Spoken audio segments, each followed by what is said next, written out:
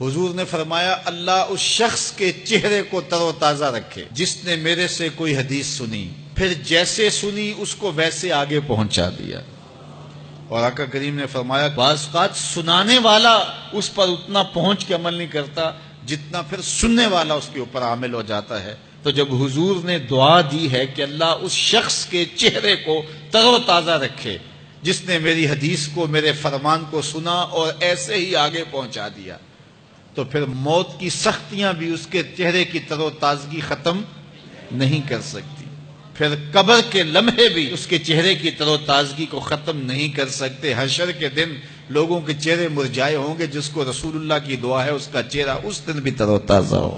تو حضور علیہ الصلوۃ والسلام کے فرامین کو سننا، دیکھیے جو تفصیلی علوم ہیں ان کو حاصل کرنا، سیکھنا، یہ ہر ایک کے لیے فرض نہیں ہے، لیکن جو ضروریات دین ہیں ان کو سیکھنا یہ فرض عین ہے،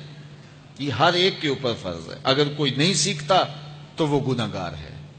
اور اس میں نماز کے مسائل ہیں، روزے کے مسائل ہیں، حج کے مسائل ہیں، زکوٰۃ کے مسائل ہیں، اگر کاروبار کرتا ہے تو بیع و شراء کے مسائل ہیں، اور کفر اسلام کی ضروری باتیں ہیں کہ کفر کیا ہے، اسلام کیا ہے۔ تو یہ ساری ضروری چیزیں جو ہیں ایمانیات سے جو تعلق رکھتی ہیں، ان کا سیکھنا جو ہے ضروری علوم کا، یہ ہر ایک کے اوپر فرض ہے۔ تو اس لیے آپ لوگ اپنا وقت کچھ نکال کر کے جو ہے وہ اس کے لیے صرف کریں، اور ضروریات دین سیکھنے کے لیے کچھ فرصت کے لمحے نکالیں۔ لوگ کتنے طویل ڈپلومے کرتے ہیں، کاروبار سیکھتے ہیں، کن کن علوم میں مہارت ہے جو ہمارے لیے بالکل غیر ضروری ہے۔ کسی نوجوان کے پاس بیٹھ جاؤ نا تو وہ تمہیں بتائے گا کہ کس کرکٹر نے کس میچ میں کتنے سکور کیے تھے، لوگوں کی یہاں تک معلومات ہیں، اور وہ 15 سال پرانا میچ ہے، اس کے اندر کس نے کتنے آؤٹ کیے تھے، کتنی وکٹیں لی تھیں، کتنے جو ہے وہ اس نے سکور کیے تھے، اور اس کی پوری زندگی کے سکور کتنے ہیں، کیسی کیلکولیشن ہے، اور کس قدر لوگوں کا پکا حساب ہے۔ یہ وہ چیز ہے جس کا نہ دنیا میں فائدہ نہ آخرت میں فائدہ، لیکن دلچسپی ہے نا، جس چیز سے دلچسپی ہو تو وہ چیز خود بخود ازبر ہوتی چلی جاتی ہے۔ دلچسپیاں انسان کو جو ہے وہ کسی چیز کو یاد کرنے میں مدد دیتی۔ ایک عرب شیخ کہہ رہا تھا کہ ہم ماضی میں پڑھتے تھے کہ ہمارے اسلاف، ہمارے بزرگ ایک رات میں پورا قرآن ختم کر لیتے تھے۔ تو وہ کہتا ہے میں سوچتا تھا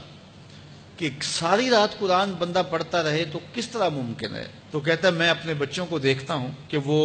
جو ہے وہ موبائل کے ساتھ لگے رہتے ہیں، اور فجر کی اذان ہو جاتی ہے تو وہ تب چونکتے اچھا رات گزر گئی۔ تو میں کہتا ہوں نوجوان کی دلچسپیاں کچھ اور ہیں، اور وہ بھی اس شغف کی وجہ سے ایسا کھبا کہ رات گزر گئی اور اس کو پتہ ہی نہ چلا۔ تو جن کو قرآن کا نشہ ہو گیا تھا ان کی ساری راتیں قرآن میں گزر جاتی تھی، اور ان کو پتہ ہی نہیں ہوتا تھا کہ رات بھی گزر گئی ہے، اور اذان ہوتی تو پھر پتہ چلتا کہ اچھا رات گزر گئی ہے۔ تو یہ شوق اگر پیدا ہو، شوق تو دیکھیے یہ گیموں کا پیدا ہو جائے، کھیلوں کا پیدا ہو جائے، تو وہ انسان کو کیا کچھ سکھا دیتا ہے، اور جس کے سینے میں کتاب اللہ کا شوق پیدا ہو جائے تو پھر کیوں نہ اس کے سینے کے اندر جو ہے وہ طلب کتاب اللہ کی تلاوت کی پیدا ہوگی۔ تو اپنے سینوں میں علم حاصل کرنے کا شوق پیدا کرو، علم سیکھو، اپنی نسلوں کو سکھاؤ، اپنی اولادوں کو دین سکھاؤ،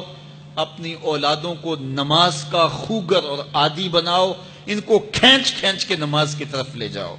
یہ عادی بن جائیں نماز کے، تاکہ بعد از انتقال دعاؤں کے سلسلے جاری رہیں۔